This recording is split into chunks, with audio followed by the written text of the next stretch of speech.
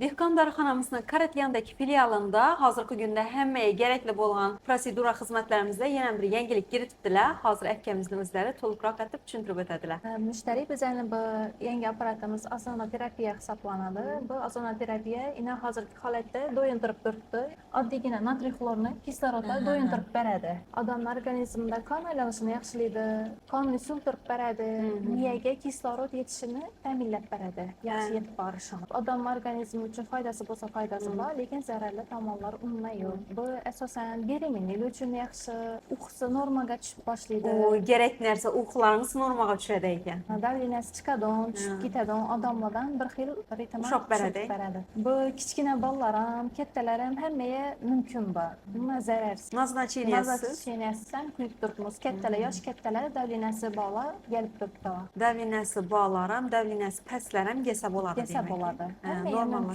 Effekti o'zi birinchi muolajani o'zida bilintirib, sezdirib boshlaydi odam. Energiya keladi, harakati yaxshilashib, oyoq qo'llarni uyushi ketib, qon aylanishi yaxshilashib chiqqandan keyin tabiiy holatda qo'l oyoqni uyushlari ketadi. Demak, bunda yanki odamda bo'ladi azon bilan lenchliklar ham yo'qolsa kerak-da, ma'lum bir qismi.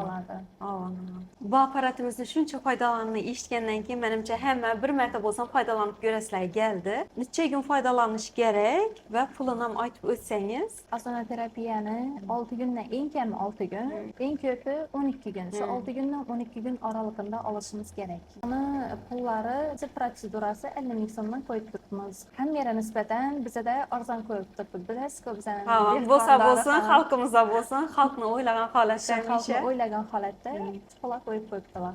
Zo'r, ajoyib. Ham sizni nasrinangizni diklaydi bu narsa, qon aylanishingizni yaxshilaydi, asablaringizni joyiga keladi, uyqungizni normallashtiradi. Davleniyingiz chiqib turibmi, davleniyingiz tushib turibmi, bir me'yorga keladi. Xullas, hozir sanasam shunday foydalari ko'p ekan. Bundan ko'ra o'zingiz kelib bir marta olib ko'ring va foydasini sezing.